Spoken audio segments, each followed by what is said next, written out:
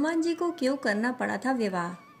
कौन है उनकी पत्नी जिनके साथ इस मंदिर में विराजमान है बजरंग बली? हनुमान जी के परिवार के बारे में जब भी बात की जाती है तो उनके पिता केसरी और माता अंजनी के अलावा उनके पुत्र मकरध्वज का नाम भी लिया जाता है। रामायण की कथा के अनुसार मकरध्वज का जन्म हनुमान जी के पसीने से उस समय हुआ था जब वे नदी में स्नान कर रहे थे। हनुमान जी को पुत्र होने के बाद भी ब्रह्मचारी माना जाता है, क्योंकि मकरध्वज का जन्म हनुमान जी के किसी स्त्री के योग से नहीं हुआ था। पराशर संहिता में हनुमान जी के विवाह की एक कथा मिलती है। इस कथा के अनुसार कुछ विशेष परिस्थितियों में हनुमान जी को विवाह करना पड़ा था। आइए जानते हैं हनुमान जी के विवाह की कथा।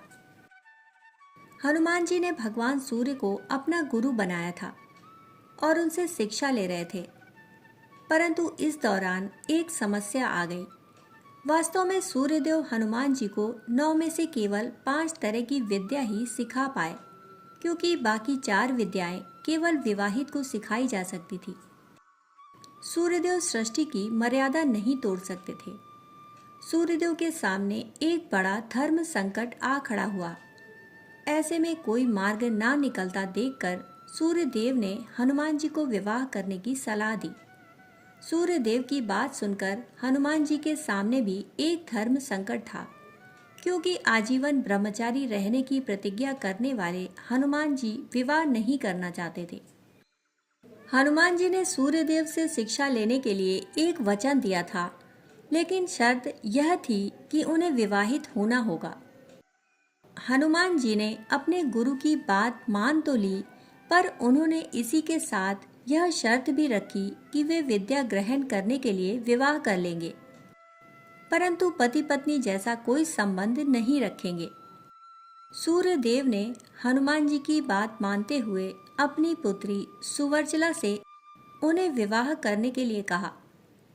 सूर्यदेव की बात मानकर हनुमान जी ने विवाह के लिए स्वीकृति दे दी।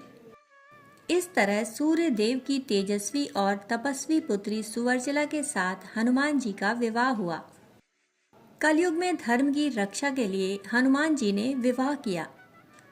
इस विवाह के बाद हनुमान जी ने अपनी शिक्षा पूरी की और सुवर्चला अपनी तपस्या में लीन हो गई।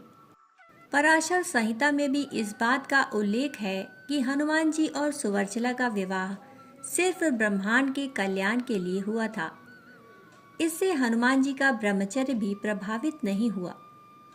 हनुमान जी को चिरंजीवी होने का वरदान प्राप्त है, इसलिए संपूर्ण विद्या प्राप्त करके उन्हें कलयुग में भगवान कल्कि का साथ देने के लिए विवाह करना पड़ा, क्योंकि विवाह के बिना उन्हें सूर्य देव से संपूर्ण विद्या प्राप्त नहीं हो सकती थी। कलयुग में धर्म की रक्षा करने के लिए हनुमान जी को संपूर्ण ज्ञान और विद्या की आवश्यकता थी। आपने हनुमान जी के कई प्राचीन मंदिर देखे होंगे। इन मंदिरों में हनुमान जी अकेले या फिर प्रभु श्री राम, लक्ष्मण और सीता जी के चरणों में बैठे हुए हैं। परंतु तेलंगाना में एक ऐसा मंदिर है जहां पर हनुमान जी अपनी पत्नी के साथ विराजमान हैं। तेलंगाना के खम्मम जिले में एक अद्भुत मंदिर है जहां हनुमान जी अपनी पत्नी के साथ विराजमान हैं।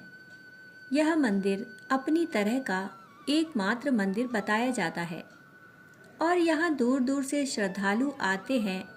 मान्यता है कि यहाँ हनुमान जी और उनकी पत्नी के दर्शन करने से पति पत्नी के बीच के सभी क्लेश दूर हो जाते हैं। कहानी सुनने के लिए आप सभी का बहुत बहुत आभार। फिर मिलते हैं ऐसी ही अनोखी कहानी के साथ। तब तक के लिए धन्यवाद।